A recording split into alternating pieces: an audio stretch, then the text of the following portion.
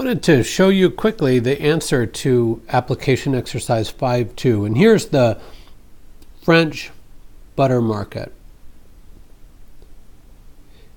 And I've shown you, I've pre-drawn the market equilibrium, and we'll assume it's the long-run equilibrium right before this event happens. And we'll, again, just focus on what happens when the variable costs of getting butter to market go up. All right, here we are. So we have the supply event just like before. So industry marginal costs shift up.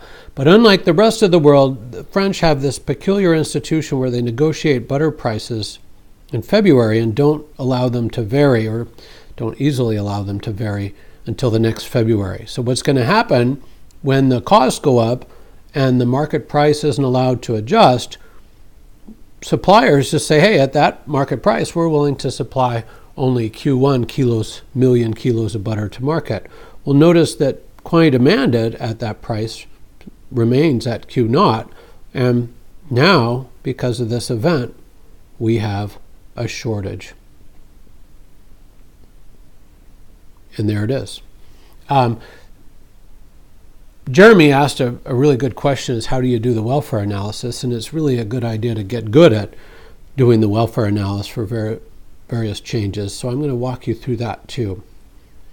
So let's draw our table: consumer surplus, producer surplus, and then the total. There's nothing else going on. So sometimes there's a tax, and we would have a row called government revenue, but that's not going on here.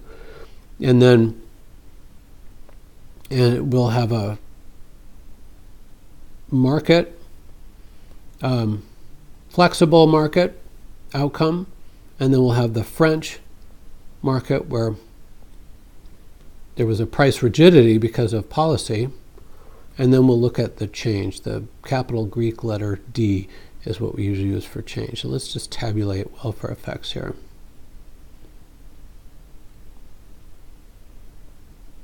I've made my table, or I am finishing making my table, but in order to use the table, I have to label areas that are relevant in here. So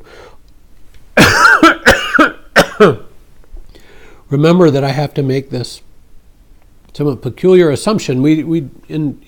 Because of the price that's capped at a lower level than the equilibrium price, we don't know who gets the butter and who doesn't. And so we're going to just assume that the people that value the butter highest get the butter, and realize there's no reason that has to be true. That one of the inefficiencies of a price ceiling is that people that don't want to pay very much for the butter might nevertheless get it. The flexible market price would have been at P1, but because of this price ceiling, the price stayed at P0, and we should indicate the flexible market output level. We'll call that Q2. All right, now to keep track of welfare, we have to label just any open area. So when I say C, that refers to this little triangle here. The key is to label the areas that you will need. If you overlabel, it's no big deal. If I labeled this area G and I'm not going to ever use it, it just won't appear in my table. All right, so the consumer surplus, let me go back to this pointer. The consumer surplus, if we had flexible market, would be the area under the demand curve and above the market price, and that market price would be P1 in a flexible market, right? So consumer surplus in the flexible market would be A, B, C. I'm comparing welfare, economic well-being analysis for the flexible market case and for the French market case, where they've put a price ceiling. Somewhat inadvertently, they just wouldn't let prices adjust in before the next February. Producer surplus in this case is the area, well, producer surplus always is the area below the market price and above the market supply curve.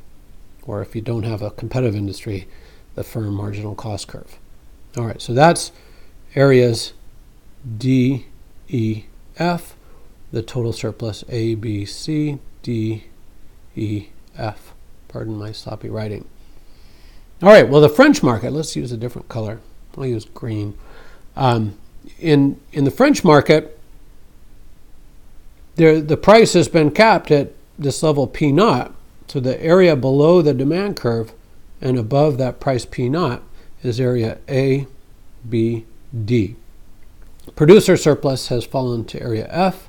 Total surplus is A, B, D, F. And we can do the welfare analysis here.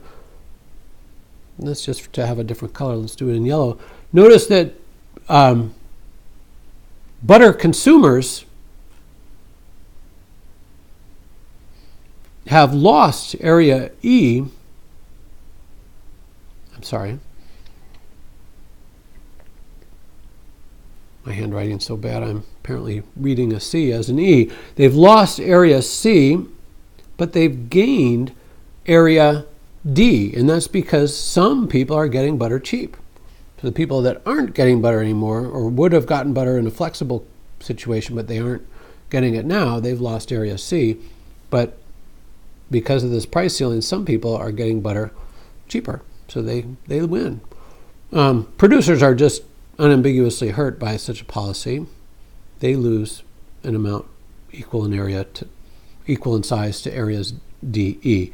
And so deadweight loss, some consumers win D, producers lose it. That's just a transfer. But when we talk about deadweight loss, we're talking about the surplus that is lost and nobody regains. So areas C, E are the difference in surplus between the French market case and the efficient market case. And so that's our dead weight loss. All right, there you go.